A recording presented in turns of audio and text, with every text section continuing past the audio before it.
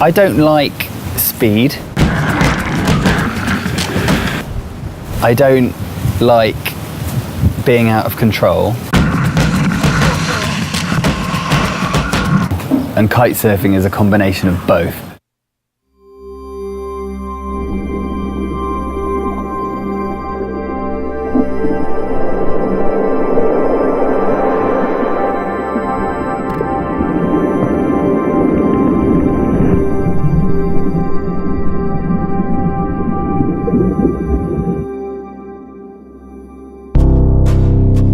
I think one of the most beautiful things about kitesurfing is that feeling of just slicing through the water. You have spray coming up from 3 different sides of your board. This motion of the ocean, which surfers love, there's another added dimension because you're going at such a speed and you can change direction and then react with everything around you. So I've got this project called Expedition 1000. The idea is to do 25 different non-motorized journeys, each one at least 1,000 miles in distance.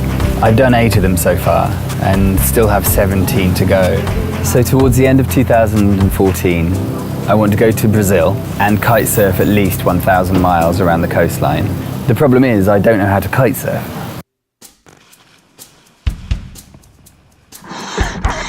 This hasn't been easy for me. I took a long time to learn this. There are so many things to consider. Before you even get on the water, you have to know how to operate the kite, what the kite is capable of, and they're really powerful sometimes. Then sorting out all of this spaghetti coming off your bar, it's just mind-boggling. And before you know it, you're trying to learn how to control this thing that can potentially just pick you up and dump you down, at the same time as having all of your orifices filled with salt water. It's confusing and demoralizing at the same time as kind of cool.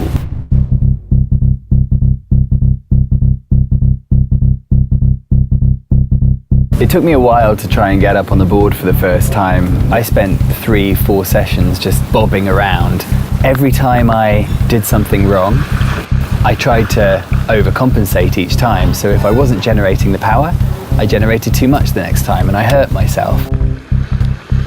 Learning how to kite surf at the same time as wanting to vomit every couple of seconds is not ideal. Usually I struggle with taking information in at the best of times, and this is taxing. You have 3 different factors. You've got the kite, the board, and then you, and everything has to slot perfectly into place in order to get going. Eventually, bit by bit by bit, those 3 factors all come together, and then you're away.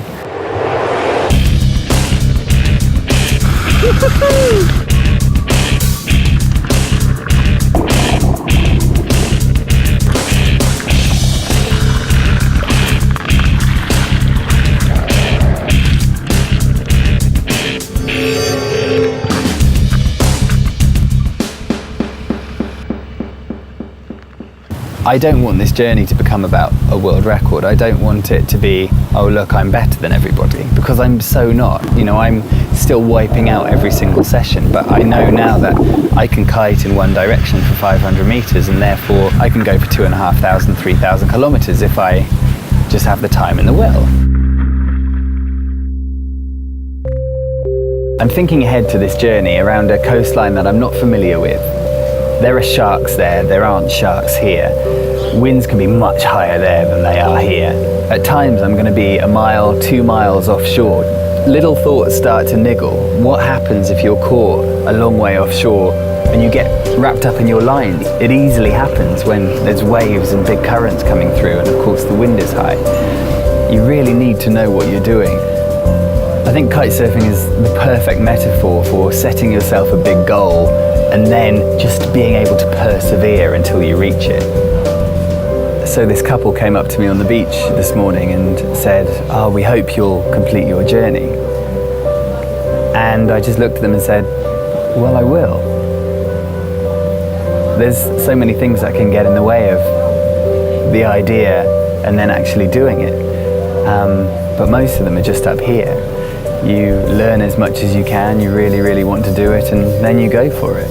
That's the only thing that's going to stop me, not even starting.